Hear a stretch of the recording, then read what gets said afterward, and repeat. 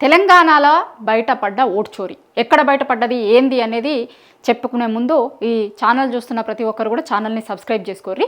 ఇప్పుడు తెలంగాణలో జూబ్లీ హిల్స్లో ఉప ఎన్నిక జరుగుతుంది. అక్కడ BRS sitting candidate Maganti Gopinath చనిపోయిన తర్వాత వస్తున్న ఉప ఎన్నిక అది. ఒక దిక్కు బీహార్లో ఎన్నికలు జరుగుతున్నాయి కదా, ఆ బీహార్ ఎన్నికలతో పాటు తెలంగాణలో ఉన్న జూబ్లీ హిల్స్ ఉప ఎన్నిక జరుగుతుంది. దాంతోపాటే దీనికి కూడా నోటిఫికేషన్ రిలీజ్ అయింది. ఆ ఎన్నికలతో పాటే ఇది కూడా రిలీజ్ అయింది. అయితే ఆ బీహార్ది ఎందుకు కంపేర్ చేస్తున్నా నేను అంటే, కాంగ్రెస్ పార్టీ అగ్రనాయకుడు రాహుల్ గాంధీ బీహార్లో చాలా బీభత్సంగా ఓట్ల చోరీ జరిగింది, మొత్తం అక్కడ బీజేపీ ఓటు చోరీకి పాల్పడుతుంది అని గొంతు జంచుకొని మొత్తుకుంటున్నాడు. అట్లాంటి టైంలో తెలంగాణలో వాళ్ళ పార్టీ అధికారంలో ఉన్న రేవంత్ సర్కార్ ఉన్న తెలంగాణలో జూబ్లీ హిల్స్లో ఓట్ చోరీ జరిగింది అనేది ఇప్పుడు తెర మీదకి వచ్చింది. జూబ్లీ హిల్స్లో ఉప ఎన్నిక జరుగుతున్న చోట చాలా పెద్ద మొత్తంలో ఓట్ల చోరీ జరిగింది అని ఆధారాలతో సహా వివరాలు బయటకు వస్తున్నాయి. ఇప్పుడు సహజంగానే ఉప ఎన్నికలు వచ్చినప్పుడు, లేకపోతే ఏ ఎన్నికలు వచ్చినప్పుడైనా సరే ఓటర్ జాబితాను, ఓటర్ లిస్టుని, దాంట్లో ఎవరెవరు ఉన్నారు, ఏంది, ఎవరన్నా ఇక్కడ ఉన్నారా లేరా, లేకపోతే ఉన్నోళ్ళు ఎవరన్నా ఇక్కడికి వచ్చిర్రా ఏంది అనేది అన్ని పార్టీలు చెక్ చేసుకుంటాయి. అట్లా చేస్తున్నప్పుడు యూసఫ్ గూడాలో ఒక్క పోలింగ్ బూత్లో ఒకటే ఇంటి నెంబర్ మీద ఉన్న దగ్గర 43 ఓట్లు ఉన్నాయట. ఇంకొక ఇంట్లో 40 ఓట్లు బయటపడ్డాయట. ఇప్పుడు రాహుల్ గాంధీ గారు చెప్తుంది ఏంది, గతంలో ఆయన చాలా పెద్ద మొత్తంలో ఓట్ల చోరీ జరుగుతుంది అది ఇదని మొత్తం వివరాలతోని పెద్ద పెద్ద పవర్ పాయింట్ ప్రజెంటేషన్లు ఇచ్చిర్రు, మనందరం కూడా చూసినాం. అరే మనం ఆధారాలతో సహా బయట పెట్టిండు, అరే కరెక్టే కదా, ఒక్కింట్లో 120 ఓట్లు ఎట్లున్నాయి, ఒక్కింట్లో 80 ఓట్లు ఎట్లున్నాయి, ఆ ఇల్లులు చూస్తేనేమో చాలా చిన్నగా ఒకటే రూమ్ ఉన్న ఇంట్లో 80-90 ఓట్లు కూడా వచ్చినాయి, ఇవన్నీ దొంగ ఓట్లే కదా అని ఆ రోజు అంతా తెలంగాణలో ఉన్న సమాజం చూసింది, మిగతా దగ్గర ఉన్న వాళ్ళందరూ కూడా ఆ రాహుల్ గాంధీ చెప్పిన దాని మీద ఓ చర్చ జరిగింది. అట్లా రాహుల్ గాంధీ గారు మిగతా రాష్ట్రాలకు సంబంధించిన దాన్ని ఎగ్జాంపుల్గా చూపిస్తున్నప్పుడు, ఇప్పుడు తెలంగాణ రాష్ట్రంలో వాళ్ళు అధికారంలో ఉన్న చోట ఓటు చోరీ జరిగింది అని ఆధారాలతో సహా బయటకు వచ్చింది. మరి దీని మీద రాహుల్ గాంధీ ఎట్లాంటి స్టాండ్ తీసుకుంటాడు? రాహుల్ గాంధీ దీని మీద కూడా మాట్లాడతాడా? మాట్లాడాలి ఖచ్చితంగా. ఇప్పుడు వాళ్ళ చిత్తశుద్ధులు, ఇప్పుడు ఎవరైనా సరే రాజకీయ నాయకులకు చిత్తశుద్ధి ఎక్కడ బయటపడుతుంది అంటే ఇట్లాంటివి వచ్చినప్పుడే. వాళ్ళు అధికారంలో ఉన్న చోట కూడా ఓటు చోరీ జరిగింది అనేదాన్ని అరే ఆయన బయటపెట్టిండు, మాట్లాడిండు, ఎక్కడైనా సరే ఓటు చోరీ అనేది తప్పు అనేది వాళ్ళ స్టాండు. వాళ్ళు ఉన్న రాష్ట్రంలో జరిగితే కరెక్ట్ అవుతుంది, వాళ్ళ అధికారంలో లేని రాష్ట్రంలో జరిగితే ఒప్పు అవుతుంది అనేది కాదు. ఆయన కరెక్ట్ మాట్లాడిండు అని అనిపించుకోవాలి అంటే ఖచ్చితంగా నిజానికి రాహుల్ గాంధీ గారికి ఇది మంచి అవకాశం. మరి రాహుల్ ఉపయోగించుకోడా అనేది తెలుస్తుంది.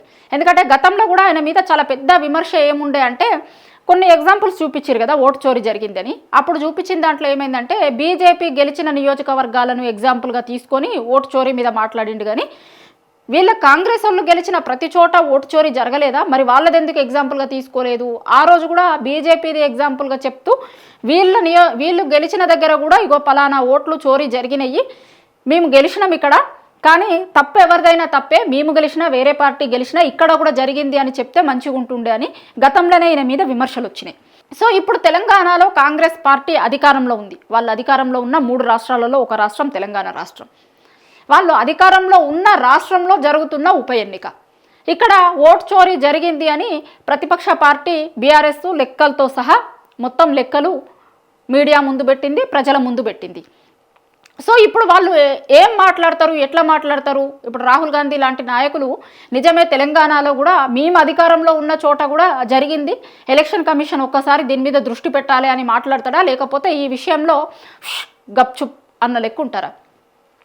ఉంటే కనుక నిజంగా వాళ్ళు తీసుకునే స్టాండ్ మీద అనేక రకాల అనుమానాలు రావాల్సి వస్తుంది. ఇప్పటికే రాహుల్ గాంధీ గారు చెప్తున్న లైన్ మీద రేవంత్ రెడ్డి లేరు అంటారు, కానీ సీఎంగా మాత్రం ఆయననే కంటిన్యూ చేస్తారు. అంటే లోపల వాళ్ళకి ఏదో అండర్స్టాండింగ్ ఉంది, కానీ బయటికి మాత్రం ఆయన ఏదో ఈయన మీద కోపం మీద ఉన్నట్టు, ఈయన ఏదో ఆయనను కలుస్తలేనట్టు ఇట్లా ఇస్తుర్రు. కానీ వాళ్ళిద్దరు ఒక అండర్స్టాండింగ్లో నడుస్తుంది అనే అపవాదు చాలా రోజుల నుంచి ఉంది తెలంగాణలో.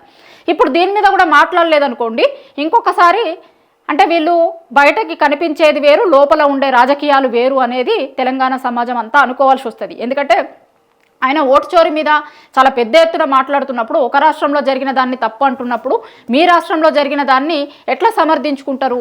అప్పుడు రాహుల్ గాంధీ సమాధానం చెప్పాల్సి వస్తుంది. సో మొత్తానికి ఇప్పుడు చెప్పేది ఏంటి అంటే, జూబ్లీ హిల్స్లో ఒక్క బూత్లో ఒక డివిజన్, యూసఫ్ గూడ అనే డివిజన్లో ఉన్న ఒక బూత్లో ఒక దగ్గర 43 ఓట్లు తెర మీదకి వచ్చినాయి. వీళ్ళు ఎవరై అంటే గతంలో ఇక్కడ ఓటేసిన వాళ్ళు కాదు, ఇక్కడ ఓటర్లు కాదు. గతంలో జనరల్ ఎలక్షన్స్ అప్పుడు వేరే అసెంబ్లీ పార్లమెంట్కు వేరే పార్లమెంటు నియోజకవర్గాలకి ఓటేసిర్రు. ఇప్పుడు జూబ్లీహిల్స్ ఉప ఎన్నిక టైంకి వీళ్ళందరూ కూడా ఇక్కడికి వచ్చిర్రు, ఇక్కడికి వాళ్ళ ఓట్లను మార్పించుకున్నారు. ఇదంతా నార్మల్గానే జరుగుంటుంది అనుకోవడానికి వీల్లేదు. చాలా అనుమానాలు వస్తాయి కదా అని చూసినప్పుడు ఎవరికైనా. సో ఇంకొక రౌడీ షీటరు అట, ఆయనే ఇప్పుడు పోటీ చేస్తున్న నవీన్ యాదవ్కి సన్నిహితంగా తిరుగుతాడు. వాళ్ళ దగ్గర కూడా కొన్ని ఇట్లాంటి బయటకు వచ్చినాయి. వాళ్ళు గతంలో ఇక్కడ ఓటేసిన వాళ్ళు కాదు, ఇక్కడ ఉండేటోళ్ళు కాదు. ఇంకొకటి ఏంటంటే ఆ యూసఫ్ కూడా డివిజన్ మనం ఇంతకుముందు చెప్పుకున్నాం కదా 43 ఓట్లని. అందులో ఒకరిద్దరు తప్ప మిగతా ఎవ్వరు కూడా అక్కడ ఉండరు అని చెప్తున్నారట. చుట్టుపక్కల వాళ్ళని అడుగుతారు కదా కామన్గా. ఇప్పుడు వేరే పార్టీ వాళ్ళు కూడా పోయి ఇప్పుడు బయటకు వచ్చింది అన్న తర్వాత సో ఇక్కడ వీళ్ళు ఉంటారా వాళ్ళ ఫోటోలు చూపించి అడుగుడు అది ఇది చేస్తే ఇంటి పక్కకు ఉన్నోడికి లేకపోతే ఆ వాడలు ఉన్న వాళ్ళకైతే తెలుస్తుంది కదా వాళ్ళు నిజంగా ఉంటారా, ఉంటే ఎప్పటి నుంచి ఉంటున్నారు, ఉన్నారా లేదా అనేది.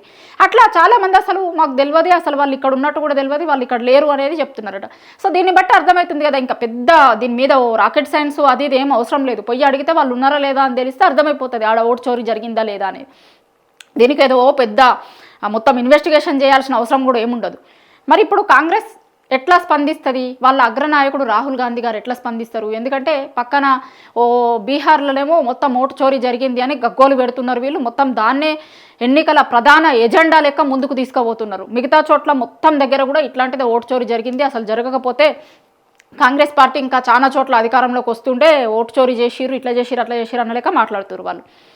మరి ఇప్పుడు తెలంగాణలో జరుగుతున్న ఓటు చోరీ మీద కాంగ్రెస్ పార్టీ ఏం మాట్లాడుతుంది, వాళ్ళ అగ్రనాయకుడు రాహుల్ గాంధీ గారు ఏం మాట్లాడతారు అనేది ఇంట్రెస్టింగ్గా మారింది. వాళ్ళు ఏం మాట్లాడతారు, ఏ స్టాండ్ తీసుకుంటారు? నిజంగా రాహుల్ గాంధీ గారు ఎక్కడ ఓటు చోరీ జరిగినా అది తప్పే, తెలంగాణలో జరిగినా లేకపోతే బీహార్ రాష్ట్రంలో జరిగినా ఇంకో రాష్ట్రంలో జరిగినా ఖచ్చితంగా దీని మీద కూడా ఎలక్షన్ కమిషన్ రివ్యూ చేయాలి అని ఆయన మాట్లాడితే కనుక వాళ్ళు చేసేదానికి వాళ్ళు మాట్లాడుతున్న దానికి కొంత క్రెడిబిలిటీ ఉన్నట్టు ఉంటుంది. లేకపోతే దీని గురించి మాట్లాడకుండా పక్కకు పెట్టేసి వేరే రాష్ట్రాల గురించి మాత్రమే మేము మాట్లాడతాము అంటే ఖచ్చితంగా దీని వెనకాల రాజకీయ ప్రయోజనాలు మాత్రమే ఉన్నాయి, వాళ్ళకి ప్రజల ప్రయోజనాలు లేవు, రాజకీయ ప్రయోజనాలు మాత్రమే ఉన్నాయి అని తెలంగాణ సమాజం అనుకోవాల్సి వస్తుంది. ఇది మేము అనుకుంటుంది కాదు, తెలంగాణ సమాజం అనుకోవాల్సి వస్తుంది. ఎందుకంటే అందరూ ఆలోచించే వాళ్ళే ఓటర్లు, అందరూ కూడా చాలామంది ఎవరికి ఓటేయాలి, ఏంది ఓట్లప్పుడు ఎట్లా ఉంటాయి పరిస్థితులు అని అందరూ ఆలోచించి ఓటేయగలిగే వాళ్ళే. కాబట్టి ఆ ఇష్యూలో వాళ్ళ పార్టీలు ఎట్లాంటి పద్ధతిని తీసుకుంటున్నాయి, ఏం చేస్తున్నారు, వేరే రాష్ట్రాలలో ఎట్లా మాట్లాడుతున్నారు, ఇక్కడ ఎట్లా మాట్లాడుతున్నారు అనేది ఖచ్చితంగా తెలంగాణలో ఉన్న యువత ఓటర్లందరూ కూడా ఒక్కసారి ఆలోచన చేసుకుంటారు. వీళ్ళకి ప్రజల ప్రయోజనాల కంటే కూడా రాజకీయ ప్రయోజనాలే ఎక్కువ ముడిపడి ఉన్నాయి దీంట్లో. కాబట్టి ఒక్కొక్క రాష్ట్రంలో ఒక్కొక్క స్టాండ్ తీసుకుంటున్నారు అని తెలంగాణ ప్రజలు అనుకోవాల్సి వస్తుంది. మరి చూద్దాం అసలు ఏం చేస్తుంది ఈ ఓట్ చోరీ విషయంలో కాంగ్రెస్ పార్టీ ఎట్లా స్పందిస్తుంది, వాళ్ళ అగ్రనాయకుడు రాహుల్ గాంధీ గారు ఎట్లా స్పందిస్తాడు అనేది చూడాలి.